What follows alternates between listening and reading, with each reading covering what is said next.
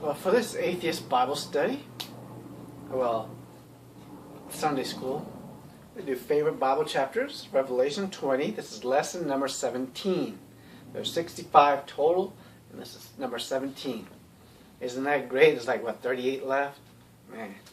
It doesn't mean in 38 days we'll be done, though. It means a little sooner than that, because I'm probably going to combine a few, and on the weekends, I might do 2 instead of 1. But anyways, let's go ahead and start this. This is Revelation 20. Basically they're going to talk about how they're in all in heaven having fun while the rest of us are burning in hell, being tortured and all that stuff in like a fire. And they're basically happy about it. Introduction. This is one of the great chapters in the Bible dealing with the millennium and the great white throne judgment. In Revelation 19, Jesus has returned to earth with his own in the clouds of glory. Of course, you can go to KingJamesBibleOnline.org. If you want to see these verses for yourself, you can go to GotQuestions.org anytime you want to see funny apologetics. This is after the tribulation period. One outline that has been used so often is 1. Jesus came in Bethlehem to his own. Came in Bethlehem. I'm sure a lot of people came in Bethlehem. 2. He will come at the rapture for his own. Wow. And 3. He will come 7 years later to usher in the millennium with his own. Wow. Huge breaks between coming. Let's notice some of the conditions of the kingdom age as mentioned in Revelation 20. 1. Satan is bound for 1,000 years. Revelation 21 through 3. A. Satan was originally an archangel in heaven, with 1/3 of heaven's angels under his jurisdiction. You won't get that in the Bible, actually, where it says that Satan was an archangel and he had 1/3 of the... It doesn't ever say that. It does say a dragon, knocks 1/3 of the stars to earth. And of course, since obviously you can't knock the stars to earth, because the earth is like a tiny little dot, while the stars would be, like if this was like a dot, like a period on this was the earth, the sun would be like this pretty much, right? Obviously they're not going to follow the earth. So they explain it away and say, well, those are angels, fallen angels that follow Lucifer or Satan. Of course, if you go to Bible Reloaded, you'll see there's actually, the Bible's pretty clear, especially in the Old Testament, that Lucifer and Satan are not the same person. You have Dante's Inferno to thank for it, which I've shown before in another video. I have Dante's Divine Comedy. I suggest you read it. It's a good book. Very interesting. But, that's how they explain it away. You go to GotQuestions.org, you'll see it. They have to explain that away, because the Bible itself never says any of this stuff, because they actually believe that the stars were tiny little points in space. There were Greek philosophers now that thought that the stars were a ball of fires, basically suns like our own. One of them, I think it was the 6th century AD, nearly got put to death for it because they worshiped the sun as Apollo, God. Apollo, I'm not saying that the sun is Apollo, I'm not saying that, but they worship the sun. People worship the sun. They worship Apollo. Apollo, carries the sun, all that bull crap. But, there were philosophers who actually believed that, obviously the stars are not balls of fire. We know that. They're basically superheated plasma. But anyways, the Greek philosophers figured this out. There were some Greek philosophers who figured out all these stars may have planets around them. Of course, they believed that they all had life, too. And probably, you really should, if you haven't, you should really read some of the things these Greek philosophers came up with, because those guys were thinkers. Then in the 4th century, of course, religion came down. The Greek religion, of course, did a crackdown, and they had, the people like Plato and all that became, they became more religious, and of course the philosophers had to keep quiet a little bit more. You know how it is. Religion gets strong and science gets suppressed. Just like ideology, like when Nazism and communism became strong, science got oppressed. You should look up in the Soviet Union, I forgot what it's called, but basically there was this geneticist. He came up with this stupid idea about plants, how to have them grow, and everybody believed what he said. He was an idiot. He caused millions of people to die, thousands or hundreds of thousands, millions of people to die of starvation. And anyone who disagreed with him was put to death. Like today, if you disagree with these social justice warriors or these Antifa people, they attack you. you can see on YouTube, they try to burn down Berkeley, they attack people with mace and bats and all this crap. But before I go too far off a tangent like I have a habit of doing, let's go ahead and continue. B. He sinned, and in so doing he fell from heaven. He and his angels were cast out of heaven to the earth. Immediately hell was prepared as an eternal abode for them. See Matthew 25 verse 41. See, he caused Adam and Eve to sin, and he corrupted the human race. He caused Adam and Eve to sin. Wow. D. Though cast out of heaven, he nevertheless has access to heaven, as is found in the book of Job. And it's kind of funny how they mention that. They don't mention how Satan, made a bet with God. Read Job 2 verse 3. To be sure, most of his time is spent on earth going about as a roaring lion, seeking whom he may devour.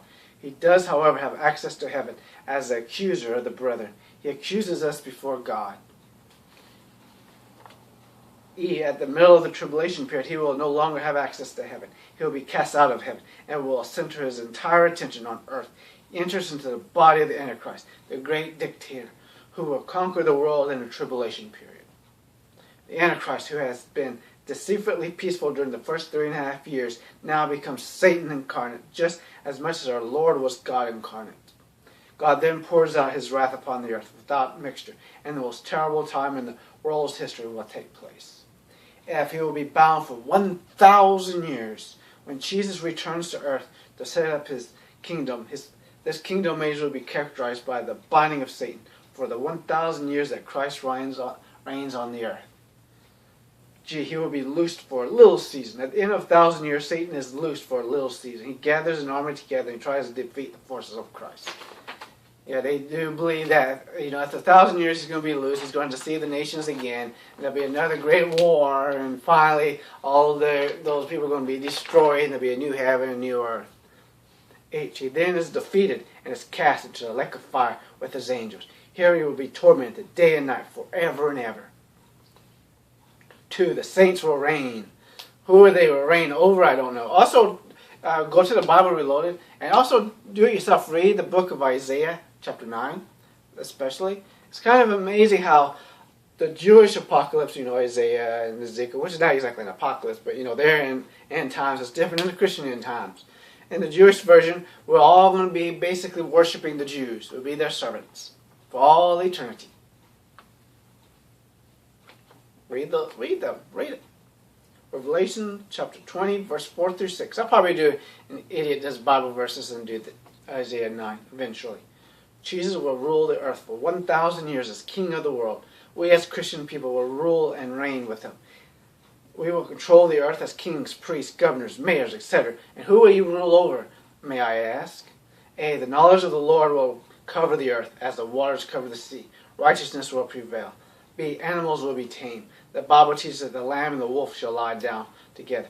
It also teaches that a little child shall play with snakes, and little children will lead lions down the street. Animals that are now wild will not hurt or destroy during that time. Isaiah chapter 11, 4 through 8. See, lifespans will be increased. When a man dies at 100 years of age, people will consider it to be somewhat of a pity for one to die so young. Many other blessed and wonderful things will take place. But wait a minute, I thought there would be no death. It's kind of strange. It will be a restoration of the Garden of Eden in many respects. For 1,000 years, our glorified bodies will rule and reign on the earth. Keep in mind, we will have been in our glorified bodies for 7 years, having received them at the rapture. Okay, I have a question, okay? For 1,000 years, everyone's going to have this knowledge of Christ. They're going to know that this God exists because they're going to see him, right? They're all going to worship with him. Who they're going to worship over, I have no clue. Everybody's going to do this, worship, blah, blah, blah, blah, all that stuff. Okay, then how in the hell are any nations going to rebel and fight against this Jesus if they are all with him? If he's already there, he's watching everybody at the same time. They all can see him at the same time. So how in the hell are they going to rebel against him? It makes no sense. I mean, when you think about it, it does not make sense. If you listen to what Christians tell you, what's going to happen, and then what the Bible also tells you, they both kind of contradict Bible and both plans contradict. I mean, we're all going to rule and reign with Christ, but then again, people are going to rebel. And then, of course, they'll say, well, it's the offspring, the children, we're all still going to be having children. They're going to. Why would they? They're still seeing this Jesus in front of them. They're seeing this God in front of them. And this peace and prosperity. So what are they fighting against? If there's peace, prosperity, and everything, what would they fight against? They have nothing to fight. 3, the unsaved are judged. All of this time the dead who are unsaved have been in hell. That is, their souls have been in hell. Their bodies have been in the grave. At the end of this 1,000-year period, the bodies are raised from the dead, and the souls are brought forth from hell, and again inhabit the body. The unsaved will appear before the great white throne of judgment, where the following events will occur. A, Jesus will sit on the great white throne, Revelation 20, verse 11. B, the earth and the heavens will flee away, Revelation 20, verse 11. B, C, all the unsaved dead will stand before God, Revelation 20, verse 12a. D, the books will be opened, Revelations 20, verse 12b. These will be the books of deeds and lost opportunities of the unsaved. What's found in these books will determine the degrees of punishment they will suffer forever in the lake of fire. Basically, some people are going to suffer more than others. And the book of life will be there just so they can see, hey, your name's not here, you're screwed, you're fucked, go to hell. E, the unsaved will be judged according to their works, Revelation 20, verse 11. F, those not found written in the book of life will be cast into the lake of fire, Revelations chapter 20, verse 14 through 15. Memory verse, Revelations 20, verse 15. And whosoever was not found written in the book of life was cast in the lake of fire. Well, that's it. Bye.